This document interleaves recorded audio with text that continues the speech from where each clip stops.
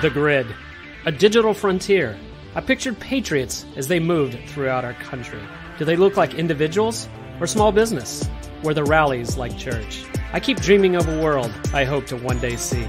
And then, today, I got in. Hello, fellow Americans. This is Chris Kuhlmann, your host with the Kingdom Patriot Group. Welcome to The Grid, where faith, politics, and commerce intersect.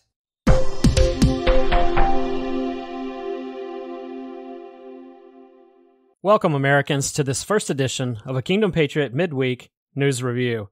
This likely won't be a regular update from us, but there are so many items in the news that I'm afraid we would not be able to cover all of it on the next podcast, or if we did, it would take up so much time that there would be nothing left available to actually discuss the topic at hand. So I thought I'd reach out to you today in case you have not been following the news.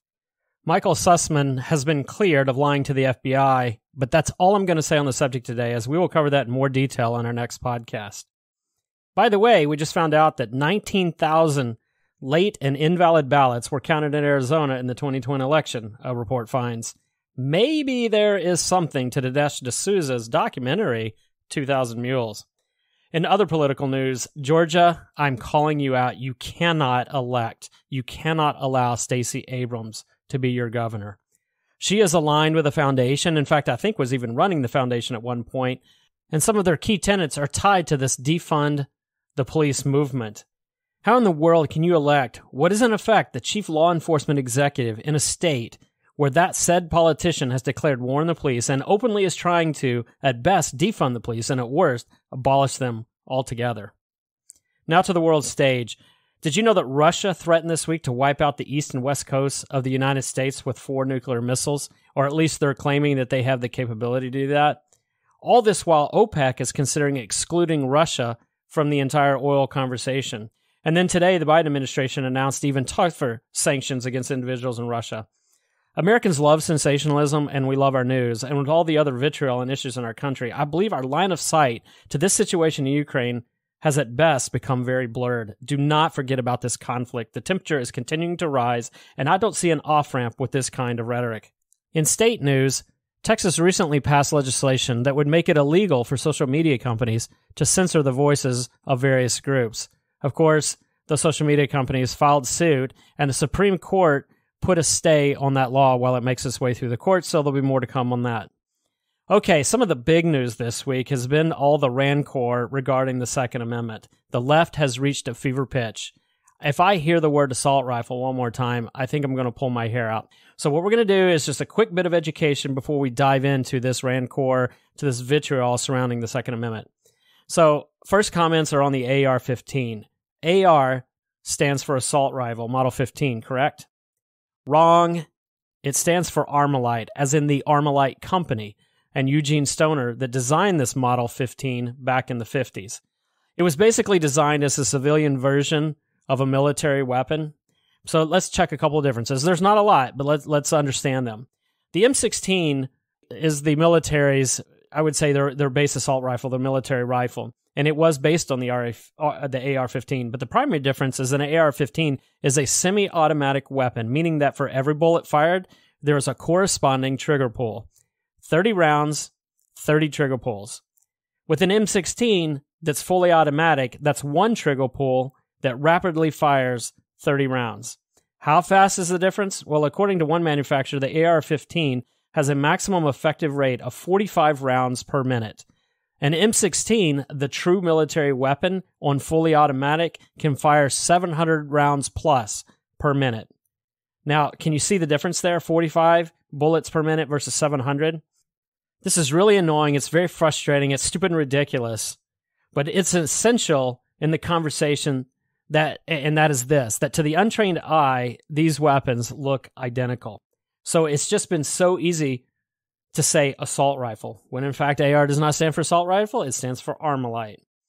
However, a semi-automatic is not something that's just for the AR-15, and this is really important. My deer rifle caliber, which is a 6.5 Creedmoor, actually can be bought in a semi-automatic version instead of a bolt action with Savage Firearms, and you can get a 10-round clip with it. The semi-automatic is a staple of many American rifles. It is my contention that the primary issue with the AR-15 is that it can easily be labeled as an assault rifle even though it isn't, and because it looks like one. And so it absolutely fits the narrative.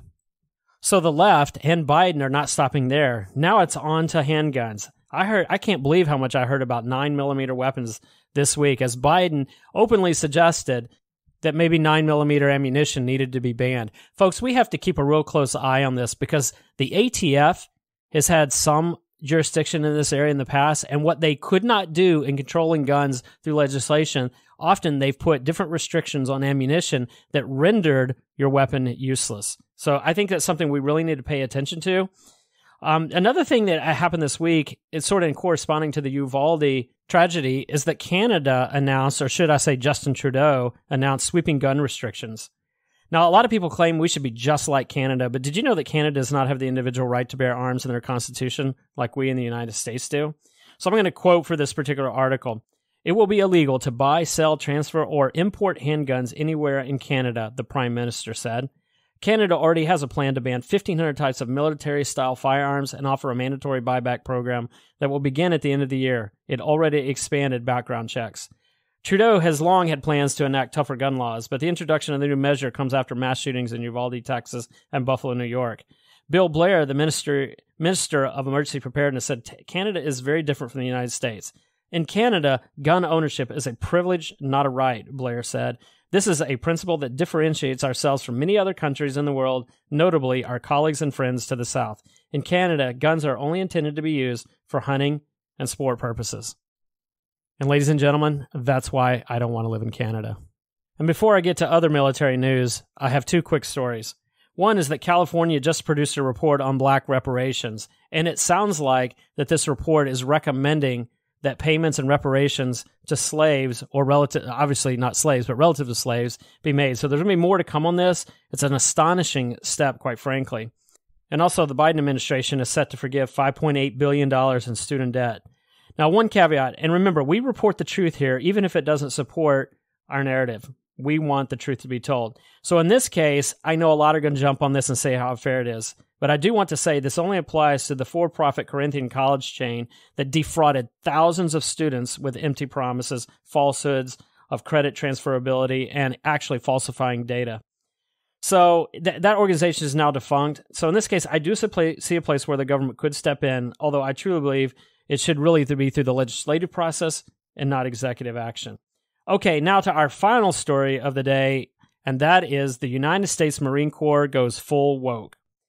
Quote, "We remain committed to fostering an environment free from discrimination and defend the values of treating all equally with dignity and respect." It added, using the hashtags Pride Month and USMC, the statement is accompanied by an image of a Marine helmet adorned with 6 bullets, each with a different color, comprising a rainbow. Okay, here's my thoughts. Our military should not be entering this kind of fray. This conversation around culture doesn't belong in our military. Our military has one job: protect and defend the United States, not to defend the values of equity, diversity, and inclusion. Their job is to protect and defend the United States and to exterminate any threat with extreme prejudice. I don't want a woke military. I want a deadly military that every other nation on the earth fears. I believe Reagan once said, "No country lost a war because their military was too strong." Does this culture commitment from the Marine Corps now make us stronger? Does it make us appear stronger to our enemy? Ladies and gentlemen, that's all I have for this midweek review in the news. But as you can see, there is so much to talk about. We had to find a way to be informative without sacrificing the time allotted for next week's podcast topic, which is regarding the Michael Sussman acquittal.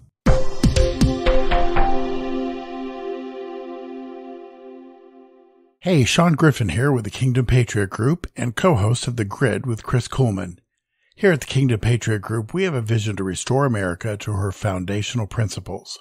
To help you do your part to restore the country, is there a particular topic we could cover that you would find helpful?